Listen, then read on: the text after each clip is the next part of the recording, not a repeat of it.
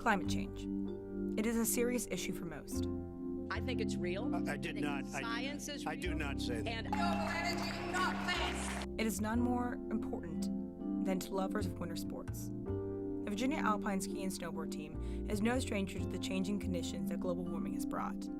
With only a month and a half of practice and competitions, the Virginia Alpine ski and snowboard team still continues to achieve unprecedented success. Dealing with the elements and conditions are not only ingrained in their training, but it is just the way for the self-proclaimed Dirty South.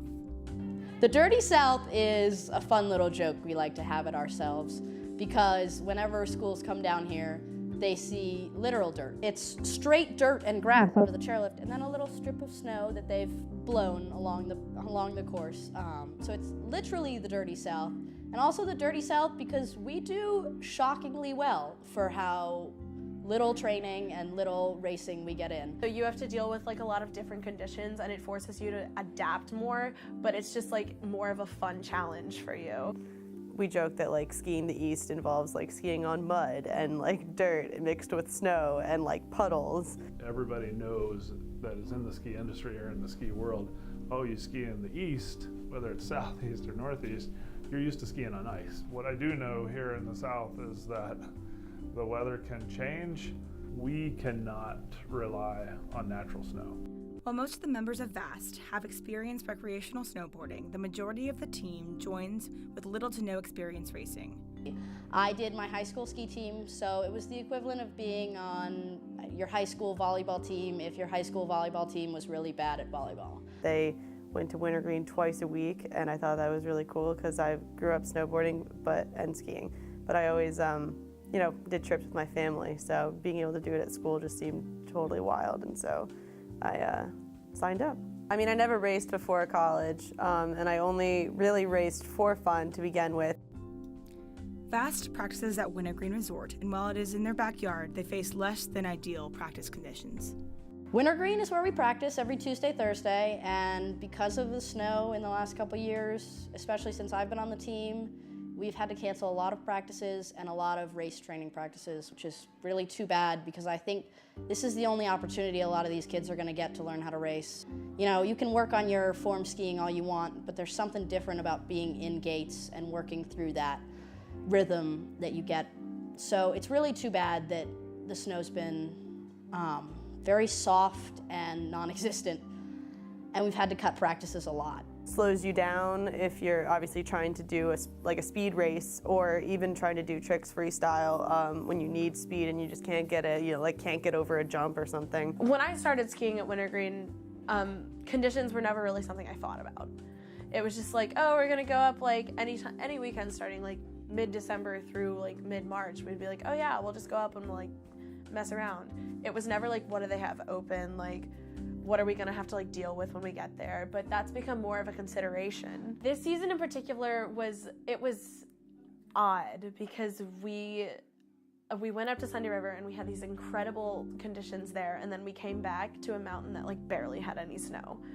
And then at the end of the season for regionals, we had to emergency move our regional race, which was supposed to be at our home mountain. It was supposed to be at Wintergreen. We had to emergency move it to Bryce because there wasn't enough snow. That's not something that happens a lot. And the fact that like nowhere in the region could really hold a successful race just speaks a lot how the weather and the climate kind of like messed us up this season. In order to allow their racers to have the most possible time to practice, the executive board arranges for a winter break training trip to Sunday River Resort in Maine. We do 5 days of skiing and snowboarding. We bring Gould coaches in who are professional coaches, and they teach us more than I had ever learned previously. And they bring a level of enthusiasm and precision to the sport that I would never have experienced otherwise. Out of season, freestyle skiers and snowboarders can take advantage of the Liberty University Snowflex Center in Lynchburg, Virginia. Snowflex is a dry slope, which is like a year-round sort of like terrain park that's made out of this like turf material, kind of. You imagine like a athletic field. Like turf that has like sprinklers on it, so it's like wet and you can snowboard on it or ski. It's It's not something that you would go to ski the same way that you would at a mountain. It's not like leisure skiing. It's basically only to learn how to do parked. It's been good when we've had to cancel practice that there's still an option to go somewhere. Like Liberty University has Snowflex like right there. It's owned by Liberty and it's like subsidized, basically free for them. And they have a really good competitive team. So if we had a Snowflex, in our backyard, we'd probably be just as good as they are. But getting to nationals isn't the only obstacle that these racers have to face. They also have to deal with the change of conditions from the east to the west in Bend, Oregon, or from the southeast to northeast in Lake Placid, New York. Nationals was in Bend last year.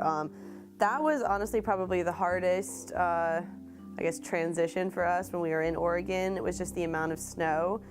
Feet of snow every day. So the mountain was just like constantly powder, and it was like so much snow that we had to kind of figure out how to snowboard on it. The teams that beat us girls are Sierra Nevada College and Westminster, and they ski like their home mountain is like Mammoth or Salt Lake, Park City, they get to go to those amazing mountains. They're like varsity teams at their schools, so it's kind of cool that we come in as like a club sport basically and can still compete with them. While changes in temperatures may cause a change in what winter sports look like, VASST is optimistic in their future as an organization. I think this is the hope of every president, at least as I've been told by the ones who have come before me. Keep VASST alive. This team has been my greatest source of friends, happiness, passion, and I want to make sure it is available to everyone who wants it and everyone who can possibly enjoy it for years to come. And I think if we keep losing snow the way we are, I doubt we'll be able to race nearly as long, and we're only racing a month and a half of the year. And I doubt we'll have the ability to practice as much as we do, and that makes me so sad. I hope for the sake of this team that we are able to make something different in this world, that we can keep skiing and keep loving life and enjoying nature all year round, especially in the winter.